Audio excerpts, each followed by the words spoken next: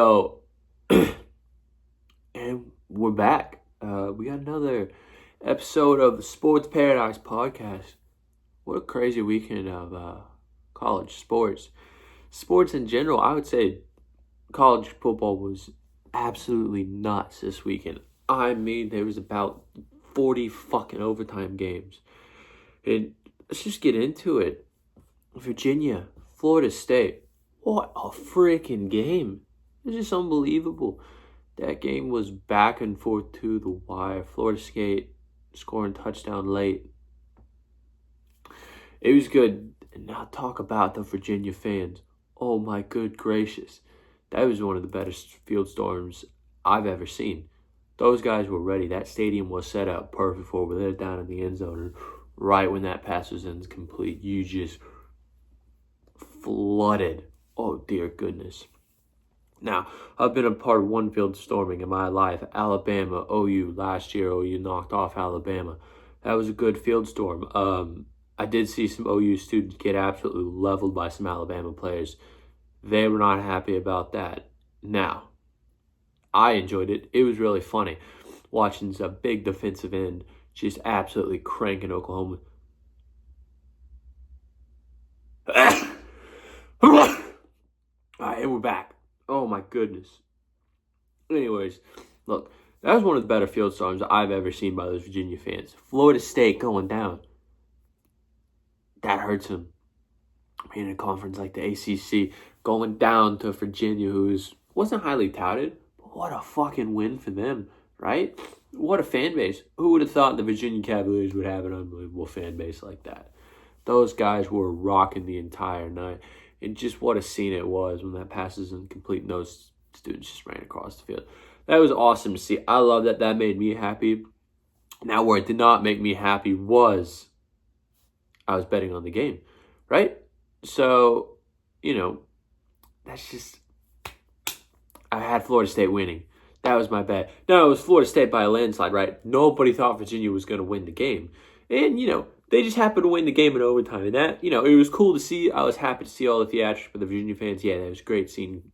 Awesome.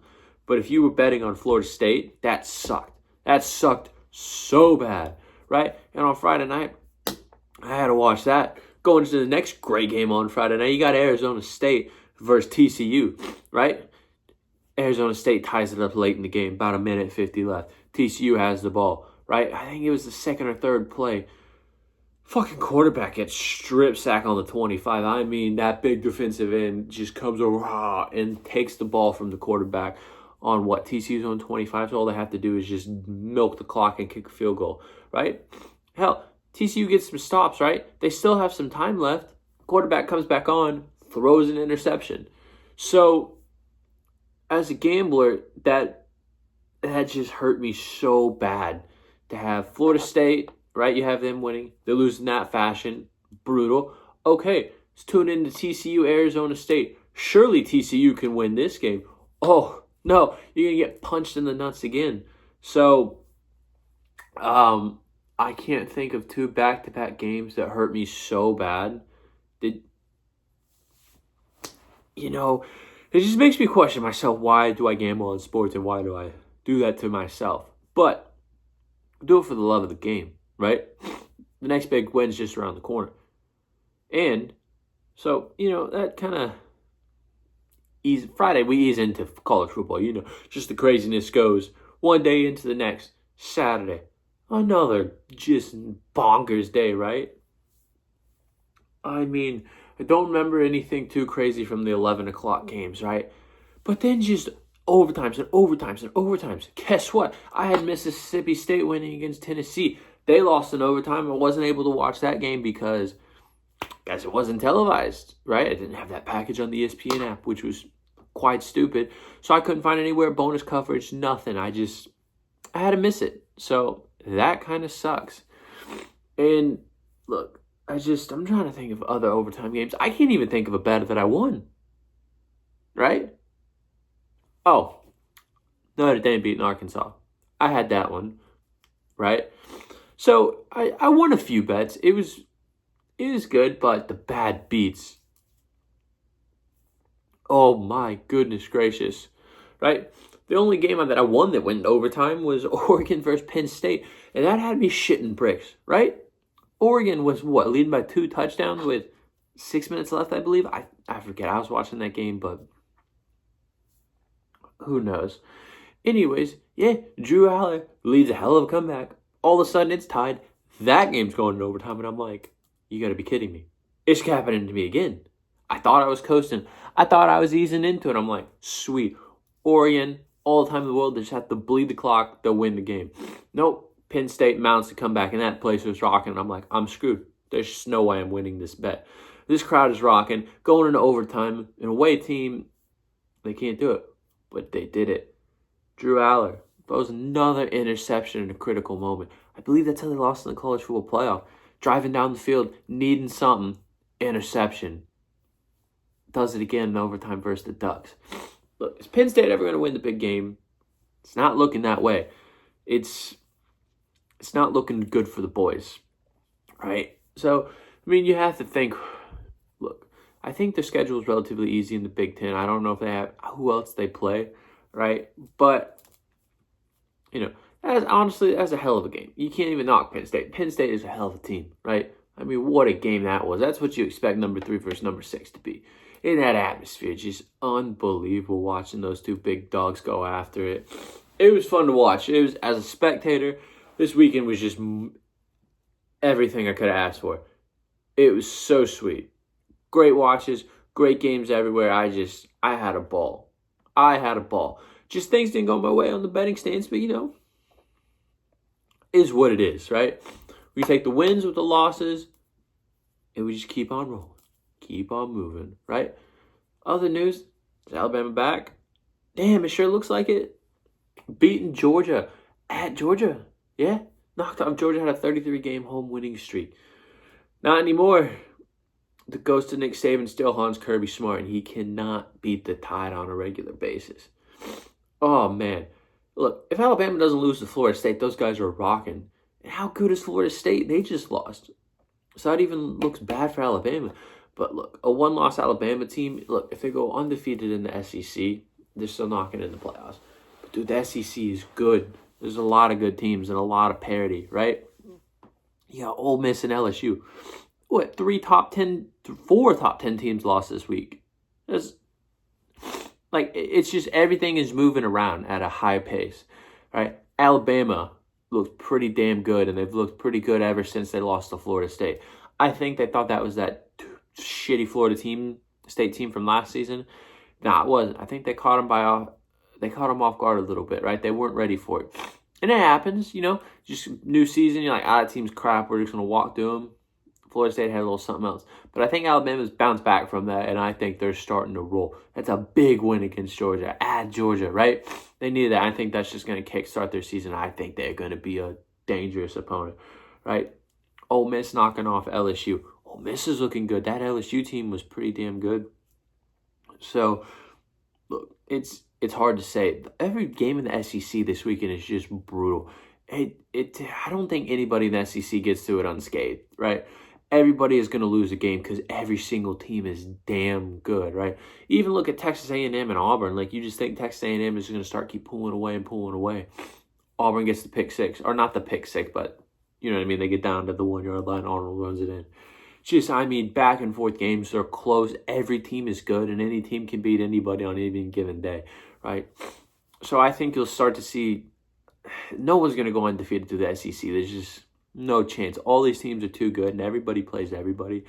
And I don't think it's feasible, right? So I think you're going to see a lot of 2, even 3-loss teams from the SEC going into the playoff, right? Because no other conference is quite as good as this one is, right? All the ranked teams, all of everybody, right? So I just think you're going to start to see that. Big Ten, SEC, those are kind of the big dogs, and you just kind of fill it in from there. I think they're going to make up about 9 to 8 teams between the Big Ten and the SEC in the college football playoff this year, because there's a lot of good guys. But, I mean, look, you have all these good teams, right? They're doing good at the beginning of the season, but you just got to see how it plays out, right? Ole Miss is looking good. I mean, they could make a run at it this year. Big win against LSU at home. LSU, that's not good, right? Because all these guys have a brutal schedule. Just losing early in the season just kind of derails you a little bit. That was a big win for Ole Miss, big win for Texas A&M. Ole Miss jumps to number 4 in the polls. Oh my. A top-ranked SEC team, I believe, right? I don't know. OU coming in at number 5 off an idle week, right? Playing Kent State this weekend. Mateer, surgery news. It's looking good. That thumb's healing up. They're saying about maybe 2 weeks, and it's looking like he'll probably be back for Texas. Hopefully, we do need him. OU team is not the same without Mateer. We're not going to be quite as good, especially Texas, man. Now Cotton Bowl is going to be rocking, and we need that win bad to get us rolling to SEC play. So hopefully he's back. Not looking great, but we should have him at least before Ole Miss, because that Ole Miss team is good, right? So miss him for Texas, fine. We can get him back to South Carolina, maybe Ole Miss, but just get him back and going, because the schedule's freaking brutal, right? It's just going to kick our nuts in. But the Sooners are looking good, number 5 in the AP polls, right? I love it for the Sooners. Haven't been ranked this high in a long time, and it is fun to watch. We have a good team through and through, defensively, offensively. It is fun to watch. Now, look, I know I tell you guys every episode to go follow the Patreon, and I think you do. Just a lot of unfortunate bad beats. That's just going to happen when you're gambling all the time, right? Bad beats, you're going to have some bad weekends, you're going to have some good weekends. I did all my research, but at the end of the day, sometimes it's a coin flip, just some bullshit happens, right? At the end of the day, you're betting on college kids. This isn't pros. College football is the most fun. But that's why it's exciting. You win some of those games, you're going crazy, right? So I think that's fine. I mean, we had NFL yesterday. It's kind of a chill day there. But Baker, I thought Mr. Mayfield was going to mount another comeback. Down by 8 points driving, and he throws an interception on the 5-yard line. And I think, that was tough. That was unfortunate, right? But, look, I also got a new haircut. In case you guys, me and my barber had a little bit of a miscommunication. I said just trim on the sides. You know, he decided he wanted to give me a mullet. And he didn't have me facing towards the mirror, so I was just turning around and looking in the whole shop. Turns around, I'm like, oh, okay. And then he started to shave my neck a little bit. He's like, how old are you? I'm like, yeah, blah. And I give him my age, and then he didn't say anything to me the whole haircut. He's like, he puts the warm shaving cream on the back of my neck. And he's like, you seem like a fine young man. Like, thank you. I try my best, you know. And so that, you know, I just kind of wanted to get out of there. Didn't want to touch my hair anymore. Didn't want to say I didn't love the haircut. So that's kind of what we're rocking with now. A little bit of a mullet. Hopefully it grows quick. I'm not a huge fan of it. So, one more thing before we end the show. Fucking NFL ties are so damn stupid. Why? College football has the overtime figured out, right? Start on the 25-yard, don't do the full field, and just go until someone doesn't get it, right? They do one regular overtime, you can kick the extra point. Second one, you have to go for 2. And then it's just 2-point conversion until someone doesn't get it. Why wouldn't the NFL do that? It's perfect. The whole NFL, why would an NFL game end in a tie? It's stupid. It's so stupid. So unsatisfying, right? You guys stay up all Sunday night to watch this game end in a 40-40 tie. Awesome. Thank you for that. I really appreciate that. Just do it like college does. It's the perfect way to do NFL overtime. Football overtime in general. It's awesome. I love it. Look, if the NFL implements this, it would fix the whole overtime problem, and it would make overtime entertaining. Because it's still just like regular game. Like in the college, you have to score. If you don't score, you lose. So you're not playing for field position anymore, and just kind of get rid of all that. I just think it would enhance the game a lot. But that's just my 2 cents on it. Look, I'm a bit sick right now, so I'm ending this a little bit early. I appreciate y'all for watching. Make sure you follow the Patreon. Link's going to be in the description. Go check it out. Go follow all my plays there. I will be posting regularly. Love y'all. Appreciate it. If you watch this far, like and subscribe.